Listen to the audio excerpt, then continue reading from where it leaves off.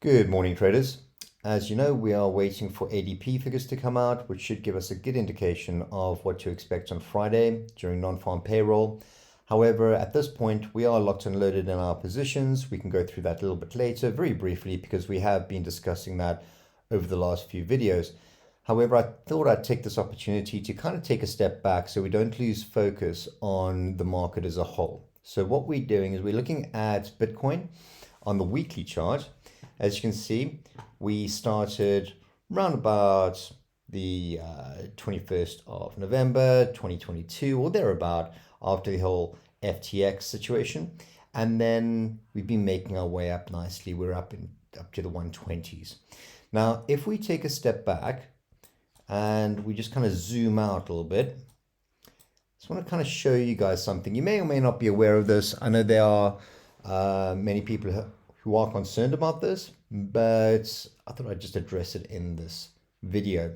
As you can see, in 2013, we hit the top of the markets or the top of the bull run, and then we drifted down to hit a low round about 2015, January 2015. Now, if we have a look at the distance between January 2015 from the bottom of the market right up to the peak at the end of 2017, we're looking at about 152 weeks, 152 bars.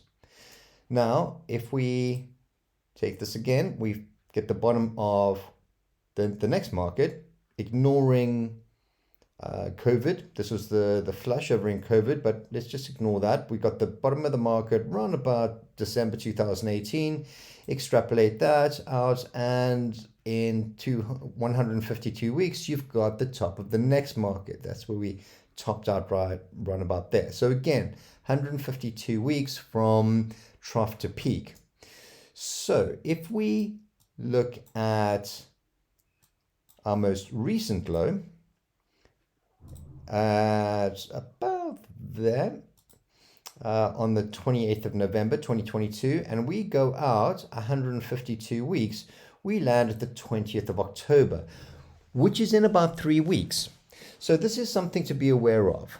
It's not something to be overly concerned about because, quite frankly, we are trading leverage. We can go long, we can go short. It doesn't matter. We can make money from the markets going up or down. That is a significant benefit to this trading approach. However, it does mean that we need to be aware of where the markets can go. Now, that being said, one of two things are going to happen, both of which are equally as important. One is that we hit a top of the market. So let me just show you here. We can either go get a top roundabout here. We can even spike up to about there. I mean, we could get a blow off top. It has happened in the past. It normally used to happen in the past. So we can expect to break all-time highs in the next, say, 2-3 weeks. Like that, and then make our way back down. And we can, mess around there and then go down. But that being said, we're going to have to get into this timing band over here because we probably flush up and then go down again because we have to get into this timing band, but we'll address that later on. Either way, we could expect to go up, or we can just go break down, have a little bit of a twitch just to make a little bit of all-time highs and then go down. But either way, we are expecting something to happen around this level. If it does not come back down, if it keeps on going up after this period in time, like in December, if we're still breaking all-time highs, we've now broken the trend that has been set over the last 2 trading cycles or last 2 Bitcoin cycles. So this is very important to keep in mind. What normally happens at the end of a bull run, a Bitcoin bull run, you'll have the markets peak, kind of consolidate a little bit sideways. At this point, you'll have capital rush into altcoins. We get a huge burst in altcoins, and then it flushes the market, and that's when we begin our descent down to wherever we're going to be in the next bear market.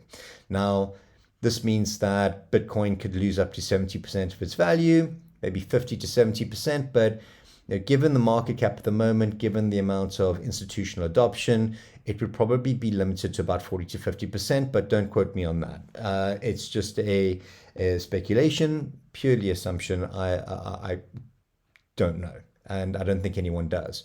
However, we generally also find that the altcoin markets will pull back far more violently. This is when we'll get 70 to 90% pullbacks. Some projects may even die altogether. So, but the problem with altcoins is that they're also prone to these big spikes to the upside. So if you're tempted to short altcoins during this time, I would exercise extreme caution, very low leverage, because you could get these buy the dip scenarios, or this hype that may come into the market when the markets pull back, and then they'll shoot up 30% and knock you out of your position. So I thought it would be interesting just to take a step back and look into that. Either way, we are expecting some kind of a flush into this period of time, and we are expecting the Bitcoin bull run to potentially end. I'm not saying it will end. I'm just saying it could potentially end. Maybe you get another all-time high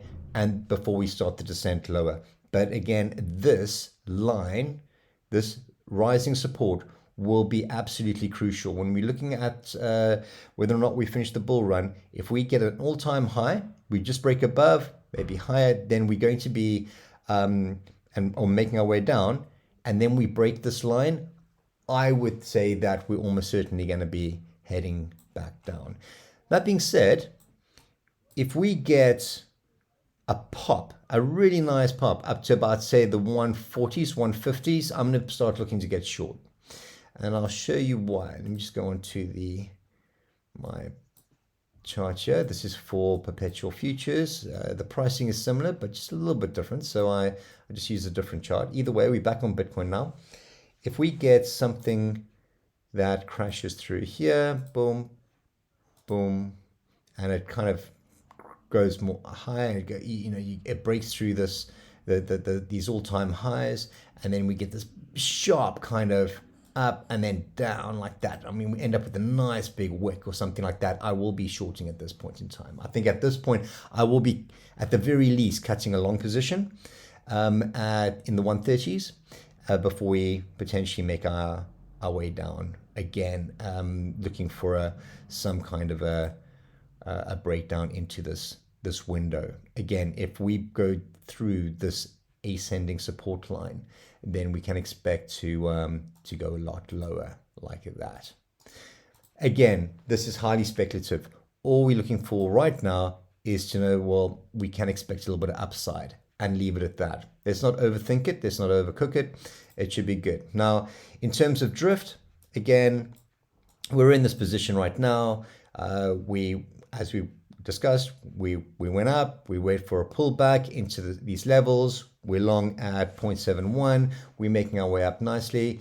As you can see, this is our support and resistance zone. I am going to be taking profit run about 0.95 while it figures out what it wants to do. If we break above that, I'll wait for a retest and get back into the position, and then we off. If we do not break through and we go down, I'll be looking to get long again at the other support. So we're always looking to get long when we take a retest of a support level. So it's either going to be over here or it's going to be over here again. Either way, we're good on this position. We're holding tight on Radium. Let's have a look now. This is a fantastic risk reward. If you're not in Radium yet, I would suggest maybe you consider it. If we look at the risk reward on this one, let's bring this over here. So we're looking to take profit round about 3.9. So let's bring it like that. The market is currently trading about there. And we can play it as a stop loss just underneath there. It's the rising support line, and it's protected. We're protected by this relatively strong support right there. That gives us a risk reward of just under 6. So it's something I would consider if you're not in already. I'm already in this position, so we can leave it at that. Again, we got in Radium just over there. So you would be getting in at a better position than or better level than I am. So something worth considering in terms of near. Let's have a look at near. Again, it's looking good. Very similar situation as actually both Drift and Radium, to be fair, because we have this rising support that we have. We've got this horizontal support over here. We got a stop loss just underneath it. And then we're looking to take profit round about the next resistance level, which is about 3.2. Again, pretty good risk reward. I mean, I got in a little bit higher. So if you're getting in now, you would be, okay, so I got in over there. So my risk reward is 2.3. If you get in now, your risk reward is up to 5. So you will be getting a better trade than I am at the moment. So something also worth considering. That being said, a lot of the altcoins are looking pretty good right now. I mean, we've had a nice little flush down. We're hitting support. You got Bitcoin that wants to go higher, in my view, or at least one is looking at all-time highs. And this could be very supportive for your altcoins across the board. So at this point, I'm expecting the volatility from non-farm payroll to give us that catalyst in order to push us higher.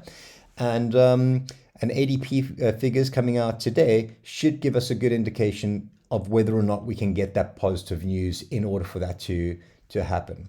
Anyway, traders, have a good week. I will circle back again on Friday. And well, happy trader. Good luck. Have a great day. Bye.